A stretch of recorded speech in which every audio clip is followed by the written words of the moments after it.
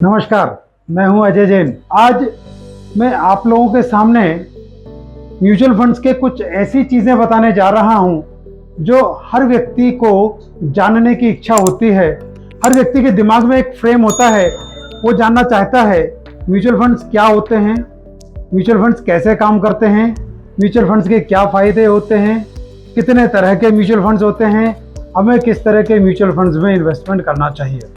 पहले कुछ इन चीज़ों पे मैं आप लोगों को कुछ जानकारियां देता हूं। इसके बाद में आमतौर पे जब लोग बाग गूगल पे सर्च करते हैं म्यूचुअल फंड क्या होता है तो उसमें बहुत सारे तरह के क्वेश्चंस आते हैं। आज मेरी कोशिश होगी उन सारे क्वेश्चंस का आंसर्स मैं प्रॉपर तरीके से आपको दे पाऊं। सबसे पहले वो क्वेश्चन लेते हैं, म्यूचुअल फंड होते क्या हैं। मेरे और आपके जैसे हजारों लाखों लोग अपना पैसा इकट्ठा करके म्यूचुअल फंड कंपनी को देते हैं और म्यूचुअल फंड कंपनी में इस पैसे को मैनेज करने के लिए डेडिकेटेड फंड मैनेजर्स होते हैं। इन फंड मैनेजर्स का काम होता है आप जैसे सभी लोगों से पैसा इकट्ठा करके शेयर मार्केट में या डेट मार्केट में इन्वेस्टमेंट किया जाए। यानी कि दो तरह के मार्केट्स होते हैं, एक डेट मार्केट होता है और एक इक्विटी मार्केट होता है यानी शेयर मार्केट होता है। और उसमें हर एक की इच्छा होती है कि मैं शेयर मार्केट में पार्टिसिपेट करूं और पैसा कमाऊं, लेकिन किसी को तरीका नहीं मालूम होता है। उसके लिए म्यूचुअल फंड कंपनीज आगे आती हैं और वो कहती हैं कि आप हमको पैसा दीजिए, हमारे डेडिकेटेड फंड मैनेजर्स होंगे, वो आपके लिए फंड मैनेज करेंगे। एक उदाहरण के लिए अपन मान के चलते हैं कि आपके फंड मैनेजर ने चॉइस किया कि हम पूरा पैसा इक्विटी में ही डालेंगे। तो जब इक्विटी में आपका पैसा डाला जा रहा है तो फंड मैनेजर किसी एक कंपनी के पैसे शेयर्स में पैसा नहीं डालता, बल्कि इसको डिवाइड करके 25, 50, 60, 70, 80 तरह की अलग अलग सेक्टर की अच्छी अच्छी कंपनीज के शेयर्स में इन्वेस्टमेंट कर देता है और मार्केट को क्लोजली वॉच करता है, देखता है कभी किसी कंपनी के शेयर के भाव डाउन जाने वाले हैं उसको बेच दिया जाए और बदले में ऐसी कंपनीज के शेयर परचेज किए जाए जिसके भाव ऊपर जाने वाले हैं। वो खरीदने बेचने के बीच में जो भी डिफरेंस हो अकॉर्डिंगली सभी इन्वेस्टर्स को उनके इन्वेस्टमेंट के प्रोपोर्शन में बांट दिया जाए। एक सिंपल सा प्रोसीजर म्यूचुअल फंड्स का होता है। जब म्यूचुअल फंड का फंड मैनेजर आपके पैसे को शेयर मार्केट्स में इन्वेस्टमेंट कर रहा होता है तो इसको गाइड करने के लिए, इसको कंट्रोल करने के लिए गवर्नमेंट ऑफ इंडिया ने एक अथॉरिटी बनाई जिसका नाम है सेबी। अब सेबी ने सारे म्यूचुअल फंड कंपनीज पे एक स्ट्रिक्ट गाइडलाइन लगाई है। वो गाइडलाइन शेयर मार्केट में भी वही काम करती है और म्यूचुअल फंड्स पे भी वो गाइडलाइंस प्रॉपर तरीके से काम करती है। सेबी ने डायरेक्शन दिया कोई भी फंड मैनेजर जिस कंपनी जैसे स्कीम में इन्वेस्टमेंट कर रहा है उसमें बहुत सारी कंपनीज के शेयर चूज करता है, मगर सेबी की गाइडलाइंस हैं कि किसी एक कंपनी के शेयर में मैक्सिमम 10% से ज्यादा इन्वेस्टमेंट नहीं कर सकता। यानी कि फंड मैनेजर कम से कम 10 कंपनीज के शेयर्स में तो आपके पैसे को इन्वेस्टमेंट करेगा ही। वो 10 की जगह पे वो और 25, 50, 60, 70, 80 तरह की कंपनीज के शेयर्स में इन्वेस्टमेंट करता है ताकि आपके रिस्क को मिनिमाइज करा जा सके और गेन्स को ऑप्टिमाइज किया जा सके। ये एक स्टैंडर्डाइज तरीका है म्यूचुअल फंड के फंड मैनेजर्स को आपके पैसे को प्रॉपर तरीके से इन्वेस्टमेंट करने के लिए। लोगों के कुछ बेसिक क्वेश्चंस होते हैं। पहला क्वेश्चन आता है कि म्यूचुअल फंड होते कितने तरह के हैं। आपकी जानकारी के मैं बताता हूँ, म्यूचुअल फंड बेसिकली 4 तरह के होते हैं। एक फंड होता है जिसको बोलते हैं इक्विटी कैटेगरी। इक्विटी कैटेगरी में फंड मैनेजर आपका पैसा 100% शेयर मार्केट में इन्वेस्टमेंट करता है। दूसरी कैटेगरी होती है जिसको बोलते हैं डेट फंड, डेट कैटेगरी। अब डेट कैटेगरी का मतलब ये हुआ कि आपका फंड मैनेजर आपके पैसे को गवर्नमेंट सिक्योरिटीज और कॉर्पोरेट बॉन्ड्स में इन्वेस्टमेंट करता है। इन दो कॉर्पोरेट बॉन्ड्स और गवर्नमेंट सिक्योरिटीज में जब इन्वेस्टमेंट करता है तो इससे भी म्यूचुअल फंड आपको प्रॉफिट जनरेट करके देता है। तीसरी कैटेगरी होती है जिसको बोलते हैं लिक्विड कैटेगरी, यानी कि इसमें आप पैसा इन्वेस्ट करके कभी भी पैसा डाल सकते हैं, कभी भी पैसा निकाल सकते हैं। और एक जो चौथी कैटेगरी होती है इसको बोलते हैं हम लोग हाइब्रिड कैटेगरी। अब हाइब्रिड कैटेगरी का मतलब ये हो गया कि इक्विटी, डेट और लिक्विड इन तीनों के अलग अलग कॉम्बिनेशन परम्यूटेशंस के अनुसार फंड मैनेजर आपके लिए पैसा इन्वेस्टमेंट करता है। अब इन चारों कैटेगरी का अपना अपना सिग्निफिकेंस होता है। हमको किस कैटेगरी में इन्वेस्टमेंट करना चाहिए और किस में नहीं करना चाहिए, ये एक्चुअली डिसाइड करना चाहिए जब आपके गोल्स का टाइम होराइजन आपको पता हो।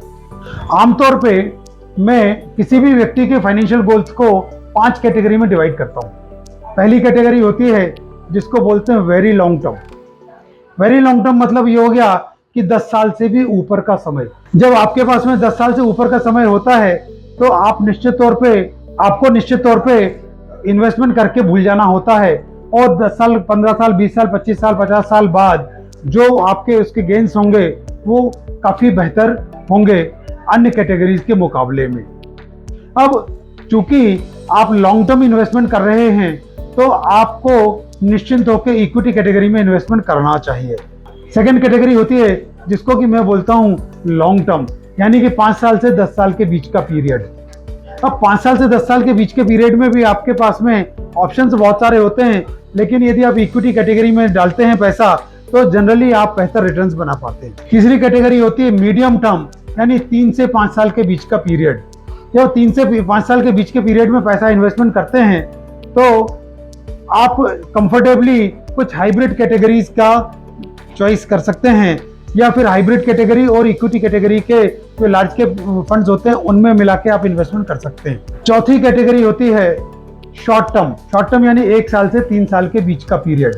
अब 1 साल से 3 साल का जब बीच का पीरियड होता है तो उसमें भी आप कम रिस्क ले सकते हैं और आपको कुछ डेट कैटेगरी के फंड्स और कुछ हाइब्रिड कैटेगरी के फंड्स ही सूटेबल होंगे। फिफ्थ कैटेगरी होती है जिसको हम लोग बोलते हैं लिक्विड कैटेगरी, यानी कि आप इसमें हाईली लिक्विड इन्वेस्टमेंट्स करते हैं। फंड मैनेजर इसमें कुछ ऐसी सिक्योरिटीज में इन्वेस्टमेंट करता है जहां पे लिक्विडिटी फास्ट होती है, यानी कि एक दिन की भी लिक्विडिटी आपको चाहिए तो इस तरह की कैटेगरी में फंड्स अवेलेबल हो जाते हैं। इन 5 कैटेगरी में से कौन सी कैटेगरी चूज करना है, इसको यदि आपको सही मायने में डिसाइड करना है तो इन्वेस्टमेंट करने के पहले एक क्वेश्चन आप लिखिए, वाई का मतलब हो गया कि क्यों, ये इन्वेस्टमेंट आपको करना क्यों है। जब आपको ये इन्वेस्टमेंट करने का वाई का आंसर मिल जाता है तब आप कंफर्टेबली चूज कर सकते हैं कि आपको किस कैटेगरी में जाना चाहिए। अभी मैंने आपको 4 चीजें बताई, म्यूचुअल फंड क्या होता है, कैसे काम करता है, म्यूचुअल फंड कितने तरह के होते हैं, म्यूचुअल फंड के बेसिक फायदे क्या होते हैं। अब मैं आपको बताऊंगा कि म्यूचुअल फंड में इन्वेस्टमेंट किन तरीकों से किया जाता है। म्यूचुअल फंड में इन्वेस्टमेंट करने के 2 तरीके होते हैं। एक तरीका होता है लमसम इन्वेस्टमेंट, दूसरा तरीका होता है मंथली बेसिस पे यानी कि रेगुलर बेसिस पे, यानी रेगुलर इंटरवल्स पे आप इन्वेस्टमेंट कर सकते हैं। अब जब आप रेगुलर इंटरवल्स पे इन्वेस्टमेंट करते हो तो उसके कुछ अलग बेनिफिट्स होते हैं। मेरे पास में अक्सर लोग पूछते हैं यार मुझे लमसम इन्वेस्टमेंट करना चाहिए या मंथली बेसिस पे इन्वेस्टमेंट करना चाहिए। मेरा क्लियर मैंडेट है इसके लिए। यदि आपके पास में लमसम पैसा है, कहीं से आपके पास इकट्ठा पैसा आया है, तो आप उसको स्प्लिट करके बहुत लंबे इंटरवल्स पे यानी एसआईपी के थ्रू मत करिए। आपके पास लमसम पैसा है, लमसम इन्वेस्टमेंट करिए। और यदि आपके पास रेगुलर इनकम का सोर्स है तो आप निश्चित तौर पे एसआईपी के थ्रू इन्वेस्टमेंट करिए। अब एसआईपी के थ्रू जब आप इन्वेस्टमेंट करते हैं तो उसके कुछ बहुत सारे बेनिफिट्स आपको मिलते हैं। मैं आपको एसआईपी के और लमसम के इन्वेस्टमेंट्स के क्या डिफरेंसेस हैं वो मैं आज आपको एक्सप्लेन करूंगा। यहाँ पे मैं एक डिस्क्लेमर देता हूँ, मैं यदि स्कीम का नाम बता रहा हूँ इसका मतलब ये नहीं है कि मैं आपको उसमें इन्वेस्टमेंट करने की सलाह दे रहा हूँ। मेरा पर्पज ये है कि इस एग्जाम्पल से आपको ये पता पड़ेगा कि आपको किस तरह का इन्वेस्टमेंट करना चाहिए। एक बहुत अच्छा उदाहरण मैं आप लोगों के सामने रखना चाहता हूँ। निप्पॉन म्यूचुअल फंड की एक स्कीम है, निप्पॉन इंडिया ग्रोथ फंड। ये स्कीम स्टार्ट हुई थी 1995 में अक्टूबर में। 28 साल इस स्कीम को गुजर चुके हैं और कैन यू इमेजिन कि 10 रुपए की एनएवी जब 1995 में स्टार्ट हुई थी, आज उसकी एनएवी कितनी हो गई होगी। गेस मत कीजिए, मैं आपको बताता हूँ। अक्टूबर 2023 को इसकी एनएवी 2700 रुपए के लगभग, यानी कि 1995 में किसी व्यक्ति ने इस स्कीम में 1 लाख रुपए इन्वेस्टमेंट किया होता तो आज उसकी वैल्यू 2 करोड़ 70 लाख। इसी स्कीम का मैं एसआईपी का परफॉर्मेंस आपके साथ शेयर करता हूँ। इसी डेट पे यानी जब स्कीम स्टार्ट हुई थी उस समय पे किसी व्यक्ति ने इस स्कीम में 10,000 रुपए पर मंथ की एसआईपी करी होती तो उसका कॉस्ट इन्वेस्टमेंट होता है करीब करीब 34,60,000 रुपए। एंड कैन यू इमेजिन कि इस एसआईपी को करने के बाद 28 साल गुजर जाने के बाद 34,60,000 रुपए की आज की वैल्यू कितनी होगी? मत गेस कीजिए, मैं आपको बताता हूं। ये फिगर है 20 करोड़ रुपया। Yes, it's a real figure. 20 crore रुपया आज की तारीख में उस एसआईपी करने वाले व्यक्ति को उपलब्ध है अभी तक में। हालांकि अब थोड़ी सी मैच्योरिटी लोगों में आती जा रही है, लेकिन पहले के लोगों में भरोसा नहीं होता था कि यार म्यूचुअल फंड में मुझे लंबे समय रखना चाहिए पैसा। लोगों को मालूम ही नहीं होता था कि म्यूचुअल फंड होता क्या है, कैसे काम करता है, क्या हमको इसमें सिक्योरिटी है। तो ये सारे प्रश्नों का जवाब जब तक कोई दे नहीं पाता था, तो लोग बाग उसमें लॉन्ग टर्म पैसा रखते ही नहीं थे। थोड़ा बहुत पैसा रखा, कमाया, निकाल लिया। 2004 से जब मैं इस ट्रेड में हूं, मैं लोगों को हेल्प कर रहा हूं म्यूचुअल फंड्स में इन्वेस्टमेंट करने के लिए, तब से मैंने देखा है 2004 में इस स्कीम की एनएवी थी लगभग 70 रुपया, आज 2700 रुपया है। Now you can see. और उस समय के कुछ क्लाइंट्स आज भी मेरे पास में जो इस स्कीम में ऑलरेडी इन्वेस्टमेंट कर रहे हैं। पैसा उसका बनता है जो लॉन्ग टर्म स्टे करता है, पैसा उसका बनता है जो प्लानिंग के साथ में इन्वेस्टमेंट करता है, पैसा उसका बनता है जो मार्केट की नॉइजेस को सुनता नहीं है। और ये बेसिकली आपकी वेल्थ क्रिएट करने का तरीका है, वेल्थ क्रिएट करने का साधन है। अब वेल्थ कैसे बनाई जाती है, मैं आपको एक छोटी सी स्टोरी के साथ में मैं आपको बताना चाहता हूँ। इस स्टोरी को सुनने के बाद में आप भी अपने लिए सीरियस वेल्थ बनाने के लिए अग्रसर हो जाएंगे, सोचेंगे इस बारे में और हमसे कहेंगे या अपने एडवाइजर से कहेंगे कि साहब मुझे भी इस तरह की स्कीम्स दें जिसमें कि मैं सीरियस वेल्थ क्रिएट कर सकता हूँ। सीरियस वेल्थ क्रिएट करने का मतलब ये होता है कि आपके पास में इच्छा के अनुसार जो पैसा आपको चाहिए, जिस समय पे आपको चाहिए, उपलब्ध हो। That is called serious wealth. एक बार एक फीमेल डॉग और एक हथनी एक ही समय पे प्रेग्नेंट होती। जो फीमेल डॉग थी उसने 3 महीने बाद में 6 बच्चों को जन्म दिया और हथनी अभी भी प्रेग्नेंट थी। कुछ समय बाद फीमेल डॉग फिर प्रेग्नेंट होती है, फिर उसने अगले 3 महीने में फिर बच्चों को जन्म दिया। ऐसा करके 3 बार हो गया और हथनी की प्रेगनेंसी अभी बनी हुई थी और उसके पास में अभी भी बच्चा नहीं आया। जब इतना समय गुजर गया तो फीमेल डॉग ने हथनी को हंस के हंसी उड़ाई कि बोला, देखो मैं तो 3 बार प्रेग्नेंट हुई, 6 करके मैंने 18 बच्चे दे दिए, और तुम्हारा तो अभी तक एक भी बच्चा नहीं आया, तुम प्रेग्नेंट हो भी कि नहीं? तो हथनी उससे बोली, देखो तुम्हारे 6 बच्चे हुए, किसी को पता नहीं पड़ा, जब मेरा बच्चा होगा तो उसकी धमक पूरी दुनिया को सुनाई देगी। ये जो उदाहरण है बेसिकली सीरियस वेल्थ क्रिएट करने का उदाहरण है। इसको आप यूं समझें कि जितना लॉन्ग टर्म आपके पास में इन्वेस्टमेंट रहेगा उतना पैसा बड़ा बनेगा, उतनी आपकी चमक और धमक आपको सुनाई देगी। मैं हमेशा अपने इन्वेस्टर्स को बोलता हूं कि आप जब इन्वेस्टमेंट कर रहे हैं तो अपना एक गोल फिक्स करिए। गोल फिक्स करने से क्या होगा, आपको मालूम रहेगा कि मुझे ये पैसा कितने समय के बाद चाहिए। बच्चे की एजुकेशन, हायर एजुकेशन और उसकी शादी, इसके अलावा बाकी बहुत सारे फाइनेंशियल गोल्स हैं जो स्टेप बाय स्टेप आते चले जाएंगे और आप उनके लिए भी प्लान करते चले जाएंगे।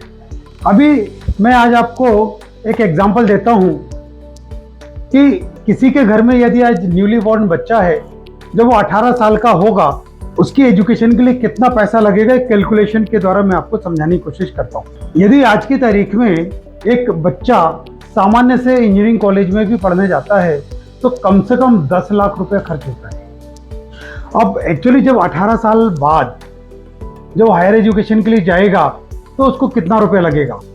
हम यहाँ पे एजुकेशन का इन्फ्लेशन 8% मान के चलते हैं कि हर साल एजुकेशन की कॉस्ट 8% एस्केलेट होती है। अब जो आज 10 लाख रुपए की कॉस्ट है वो 18 साल बाद जब ये बच्चा हायर एजुकेशन में आएगा तो लगभग 40 लाख रुपए आपको लगने वाला है। आमतौर पे सभी लोगों की चिंता ये होती है कि आज तो बेसिक एजुकेशन का पैसा तो हम फंड करेंगे, जब 40 लाख रुपए लगने होंगे तब हम इतना सारा पैसा इकट्ठा कहाँ से लाएंगे। अब इसका सिंपल सा एक सोल्यूशन है, वो एसआईपी के थ्रू आता है। यदि किसी व्यक्ति ने जब घर में बच्चा आया, यदि उस व्यक्ति को 18 साल बाद 40 लाख रुपए इकट्ठा करना है तो आज से एक ऐसी स्कीम में इन्वेस्टमेंट कर देता है जिसपे कि 12% सालाना का रिटर्न बनता है। और कैन यू इमेजिन कितने की एसआईपी करना पड़ेगी? 5,200 रुपये पर मंथ की एसआईपी करना होगी। यानी 5,200 पर मंथ की एसआईपी से 18 साल में उसके पास में 40 लाख रुपया इकट्ठा हो जाता है, जो उसकी बच्चे की एजुकेशन को फंड करने के लिए सफिशिएंट होगा। अब जितनी बड़ा गोल, जितना ज्यादा समय उतनी कम एसआईपी, जितना बड़ा गोल जितना कम समय उतना ज्यादा की एसआईपी। अब जो एक बेसिक से क्वेश्चन लोगों के दिमाग में आता है कि मुझे एसआईपी करना तो है, किस स्कीम में करें? एक्चुअली इसका कोई फॉर्मूला फिक्स नहीं होता। हर व्यक्ति की अपनी अपनी एक रिस्क एपेटाइट होती है। कुछ सेट ऑफ क्वेश्चंस के जरिए आपका रिस्क एपेटाइट भी डिसाइड किया जा सकता है। बट इस गोल अचीव करने की जर्नी में सबसे इंपॉर्टेंट फैक्टर क्या है? वो है आपकी कंसिस्टेंसी। ये रिटर्न्स उसको मिलते हैं जो कंसिस्टेंटली इन्वेस्टमेंट करता है। ये रिटर्न्स उसको मिलते हैं जो अपने गोल के ऊपर फोकस रहता है। अदरवाइज वो गोल अचीव करना पॉसिबल नहीं होता। बहुत सारे लोग क्वेश्चन करते हैं लो लेवल की एनएवी पे हमको इन्वेस्ट करना चाहिए या हायर लेवल की एनएवी पे। यदि आज इस स्कीम की एनएवी 2700 रुपया है, उस पर हम इन्वेस्ट करें या एक ऐसी स्कीम चूज करें जिसकी एनएवी 10 रुपया है या 20 रुपया है या 100 रुपया है? मेरा यहाँ पे एक सिंपल सा आंसर होता है कि आप किसी भी एनएवी पे इन्वेस्टमेंट चालू करिए। यदि आपका गोल लॉन्ग टर्म का है तो इससे आपके इन्वेस्टमेंट के गोल्स पे कोई फर्क नहीं पड़ेगा। मैं 3 एग्जांपल देता हूँ। एक व्यक्ति ने 10 रुपये पर यूनिट पे इन्वेस्टमेंट चालू किया, एक व्यक्ति ने 20 रुपया पर यूनिट पे इन्वेस्टमेंट चालू किया और एक व्यक्ति ने 100 रुपया पर यूनिट से इन्वेस्टमेंट चालू किया। 1 साल बाद उन तीनों स्कीम ने 10% का रिटर्न दिया। तो जिसने 10 रुपए से स्टार्ट किया था उसकी एनएवी 11 रुपए हो गई। जिसने 20 रुपए से स्टार्ट किया था उसकी एनएवी 1 साल बाद में 22 रुपए हो गई और जिसने 100 रुपए से स्टार्ट किया था उसकी एनएवी बढ़ के 110 रुपए हो गई। जो इनिशियल इन्वेस्टमेंट के समय पे जो भी यूनिट्स आपने गैदर किए थे उन यूनिट्स को आप करंट एनएवी से मल्टीप्लाई करेंगे तो तीनों केसेस में समान आपकी वैल्यू बनने वाली है। आई होप ये एग्जाम्पल सफिशिएंट होगा आपको ये डिफाइन करने के लिए कि एनएवी बहुत बड़ा रोल अदा नहीं करती, अदा होता है आपकी स्कीम के परफॉर्मेंस के रोल से। इंपॉर्टेंट है कि आप किस समय इन्वेस्टमेंट चालू कर रहे हैं। आगे चल के मैं आपको कुछ एग्जांपल्स दूंगा। एक व्यक्ति ने हर समय मार्केट को टाइम करने की कोशिश करी। जब जब मार्केट की एनएवी डाउन थी तब तब इन्वेस्टमेंट किया। दूसरे व्यक्ति ने जब जब मार्केट की एनएवी ऊपर थी उस समय इन्वेस्ट किया और तीसरे व्यक्ति ने बिना सोचे समझे इन्वेस्ट किया। मार्केट नीचे हो तो हम इन्वेस्ट करेंगे, मार्केट ऊपर जाए तो भी हम इन्वेस्टमेंट करेंगे। ये प्रिंसिपल बेसिकली होता है एसआईपी का। मार्केट कहीं भी जाए आपका रेगुलर इंटरवल्स पे इन्वेस्टमेंट होता ही होता है। एंड टू योर एस्टर्निशमेंट ये तीनों केसेस में 15 साल 20 साल बाद के जो रिटर्न्स हैं लगभग सेम। यानी कि यदि 15% का रिटर्न जो मार्केट टाइमिंग करने वाले को मिल रहा है वही रिटर्न्स मार्केट टाइम नहीं करने वाले को भी मिल रहा है। और मार्केट के अप्स में भी यदि किसी ने इन्वेस्टमेंट किया है तो भी लगभग 15% सालाना का रिटर्न है। और ये वो स्थिति बता रहा हूं जहां एक जैसी कैटेगरी की 3 स्कीम्स को हमने चूज किया था। यहाँ पे जो क्वेश्चन था कि एनएवी कम हो तो मैं इन्वेस्ट करूं, एनएवी ऊपर हो तो इन्वेस्ट करूं, ये प्रश्न वास्तव में तब मायने करता है जब आप वन टाइम इन्वेस्टमेंट कर रहे हैं। तो निश्चित तौर पे एनएवी डाउन होगी तो आपको ज्यादा यूनिट्स मिलेंगे, एनएवी ऊपर होगी तो आपको कम यूनिट्स मिलेंगे और जितने ज्यादा यूनिट्स होंगे उतना ज्यादा आपका प्रॉफिट होगा। इसको अपन एक और एग्जांपल से समझने की कोशिश करते हैं। जैसे एक व्यक्ति सोना खरीदने जाता है, 50,000 रुपये तोला का यदि सोना है और आज वो 50,000 रुपये लेके जाता है तो उसको 1 तोला सोना मिलेगा। मगर 8-15 दिन बाद में जब सोने के भाव कम हो गए और सपोज वो 49,000 रुपये आ गया और वो खरीदने जाता है तो 1 तोला से थोड़ा सा उसको ज्यादा सोना मिलेगा। और जितना ज्यादा सोना होगा फ्यूचर में उसकी वैल्यू भी बढ़ेगी, क्योंकि जैसे जैसे सोने की वैल्यू बढ़ती है, जो सोना आपने खरीद रखा है उसकी भी वैल्यू बढ़ना शुरू हो जाती है। Hope I am able to convince you कि ये पैसा आपका म्यूचुअल फंड्स में कैसे बनता है। बेसिकली एक यूनिट ही है जो आपको आगे चल के फ्यूचर में आपका पैसा बना के देती है, और जितने ज्यादा यूनिट्स उतना ज्यादा पैसा आपका। एक और क्वेश्चन आता है लोगों के दिमाग में कि हम डिविडेंड ऑप्शन लें या ग्रोथ ऑप्शन लें, दोनों में एक्चुअली बेसिकली डिफरेंस है क्या। म्यूचुअल फंड में प्रॉफिट लेने के यानी कि पैसा लेने के दो तरीके होते हैं। एक होता है डिविडेंड के जरिए आप अपना पैसा विड्रॉ करते चले जाएं। अब म्यूचुअल फंड्स में डिविडेंड देने का एक बहुत अच्छा प्रोविजन किया गया। इसमें आप जो पैसा इन्वेस्टमेंट करते हैं तो फंड मैनेजर जब जब भी उस स्कीम में कुछ प्रॉफिट या डिस्ट्रीब्यूटेबल प्रॉफिट आ जाता है तो उसको रेगुलर बेसिस पे या कभी जब भी उनका डिविडेंड डिक्लेरेशन का टाइम आता है तो आपको उस पैसे को वापस दे देते हैं। बट लोगों के दिमाग में क्या आता है कि यार मेरे को डिविडेंड ऑप्शन में पैसा आ रहा है तो मैं शायद ग्रोथ वाले दूसरे किसी ऑप्शन से ज्यादा पैसा कमा रहा हूं। ऐसा बिल्कुल भी नहीं है। पैसा दोनों ही कंडीशंस में आपको बराबर ही बनेगा। डिविडेंड ऑप्शन में बल्कि एक ये चीज होती है कि जो पैसा आपका निकल गया उसके ऊपर आपको ग्रोथ नहीं होती, यानी कि जो दूसरा ऑप्शन है जिसको कि हम बोलते हैं ग्रोथ ऑप्शन, जिसमें कि स्कीम की एनएवी घटते बढ़ते बढ़ती चली जाती है, तो उसके कंपैरिजन में डिविडेंड ऑप्शन में आपकी जो फ्यूचर की ग्रोथ है कंपैरेटिवली कम होगी, क्योंकि आप पैसा समय समय पे उसमें से लेते चले जा रहे हैं। एक क्वेश्चन बेसिक आपके दिमाग में आता है कि क्या डिविडेंड लेने के बाद में मेरी एनएवी कम हो जाएगी? यस, जितने रुपए पर यूनिट का डिविडेंड आपको दिया जाएगा उतनी एनएवी कम हो जाएगी। एक्चुअली डिविडेंड ऑप्शन आपको एक विड्रॉल की फैसिलिटी अवेलेबल कराता है, जिसमें आप जब फंड मैनेजर डिविडेंड डिक्लेयर करता है आपको उसका डिविडेंड का बेनिफिट मिल जाता है। बहुत सारी स्कीम्स ऐसी होती हैं जो रेगुलर बेसिस पे डिविडेंड प्रोवाइड करती हैं, हर महीने के बेसिस पे, मगर वो तब तक आपको डिविडेंड देते रहते हैं जब तक उनके पास में डिस्ट्रीब्यूटेबल सरप्लस होता है। यदि उनके पास में डिस्ट्रीब्यूटेबल सरप्लस नहीं होगा तो डिविडेंड नहीं दे पाएंगे। अनदर वेरी इंपॉर्टेंट थिंग कि डिविडेंड एक्चुअली किसके काम का है, तो डिविडेंड उनके काम का है जिनको रेगुलर इनकम की जरूरत है।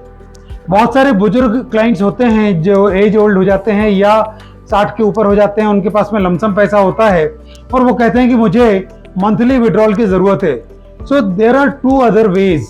एक तो डिविडेंड के जरिए वो पैसा विड्रॉ कर सकते हैं, दूसरा एचडब्ल्यूपी के जरिए भी वो पैसा विड्रॉ कर सकते हैं। एचडब्ल्यूपी के बारे में हम नेक्स्ट सेशन में बात करेंगे। अब डिविडेंड लेने के पहले एक चीज को आपको हमेशा ध्यान रखना पड़ेगा कि आपकी टैक्सेबल इनकम क्या है, क्योंकि पिछले कुछ समय से डिविडेंड इनकम भी आपकी रेगुलर टैक्सेबल इनकम में क्लब होना शुरू हो चुका है। यानी कि जिस टैक्स रेंज में आप आते हैं उस रेंज के उस टैक्स के हिसाब से आपको भी इन डिविडेंड के ऊपर टैक्स लगेगा, यानी कि डिविडेंड भी अब टैक्सेबल हैं। और डिविडेंड जब आपको दिया जाता है तो उस पर 10% का टीडीएस काट के दिया जाता है। यदि आप चाहते हैं कि हमारा टीडीएस ना काटा जाए तो आपको 15G 15H फॉर्म अकॉर्डिंगली भर के देना होगा, तब जाके आपका टीडीएस काटना रोका जा सकेगा। ये मैंने अभी आपको बताया डिविडेंड ऑप्शन के बारे में। और दूसरा ऑप्शन पैसा प्रॉफिट लेने का क्या है, वो है आपका ग्रोथ ऑप्शन। यानी कि ग्रोथ ऑप्शन में क्या होता है कि एनएवी जो है घटते बढ़ते बढ़ती चली जाती है, और फ्यूचर में जिस दिन आप पैसा निकालते हो उस दिन की एनएवी के हिसाब से मल्टीप्लाई होकर लमसम आपको पैसा मिल जाता है विथ प्रॉफिट। तो वो जो प्रॉफिट है उसकी टैक्सेबिलिटी अलग तरह से काउंट होती है, जिसको कि मैं अगले किसी सेशन में आपके साथ में चर्चा करूंगा। तो आज हम लोगों ने जो सीखा म्यूचुअल फंड क्या होता है, कैसे काम करता है, उसकी क्या टैक्सेबिलिटी होती है, शॉर्ट में अपन ने समझा। डिविडेंड ऑप्शन और ग्रोथ ऑप्शन में क्या डिफरेंस है वो समझा। देर किस बात की, समय आ चुका है अब आप इन्वेस्टमेंट चालू करें, और यदि इन्वेस्टमेंट कर रहे हैं तो इन्वेस्टमेंट्स को और बढ़ाएं, क्योंकि जितना ज्यादा इन्वेस्टमेंट अभी करके रखेंगे फ्यूचर में उतना ही पैसा आपके पास में ज़्यादा बनेगा। उम्मीद करता हूँ ये सेशन आपको पसंद आया होगा। नीचे हमारा नंबर फ्लैश हो रहा है 9630054050। इस नंबर पे व्हाट्सएप करें या एसएमएस करें या सीधे कॉल करें। हमारे यूट्यूब चैनल को सब्सक्राइब करना ना भूलें और यदि ये वीडियो आपको पसंद आया है तो इसको जरूर आपके दोस्तों के साथ शेयर करें और लाइक बटन पे जरूर क्लिक करें। जय हिंद, जय Bharat. Any references to past performance in this video should not be construed as an indicator of future results. The value of investments may fluctuate and you may receive more or less than your initial investment. We strongly recommend speaking with a qualified financial advisor to assess your individual financial situation and investment goals before making any investment decision. Mutual fund investments are subject to market risks. Please read all scheme-related documents carefully before investing.